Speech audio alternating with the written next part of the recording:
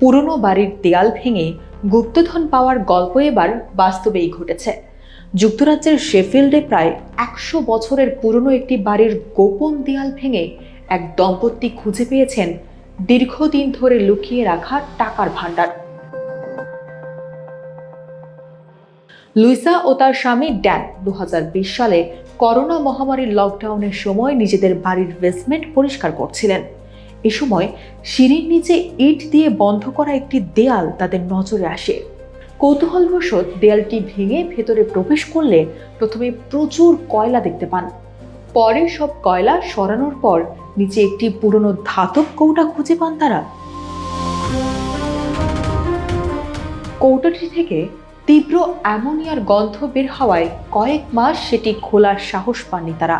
পরে পরিবারের সবাই মিলে কৌটাটি খুলে দেখেন ভিতরে কাগজে মোড়ানো অবস্থায় রয়েছে 1970-এর দশকের 5 পাউন্ডের নোটের বান্ডিল। সব মিলিয়ে সেখানে 1000 পাউন্ডেরও বেশি অর্থ ছিল, যার বর্তমান মূল্য বাংলাদেশি মুদ্রায় প্রায় 1.5 লাখ টাকা। সেই সময় লুইসা বেকার থাকায় এই অপ্রত্যাশিত অর্থ তাদের জন্য বড় এক আশীর্বাদ হয়ে আসে। ভেজা নোটগুলো শুকিয়ে ব্যাংকে জমা দিয়ে তারা বকেয়া বিল পরিশোধ করেন এবং সন্তানদের প্রয়োজনীয় কিছু জিনিস কেনেন। পরে টিকটকে ঘটনাটির ভিডিও প্রকাশ করলে তা দ্রুত সামাজিক যোগাযোগ মাধ্যমে ছড়িয়ে পড়ে।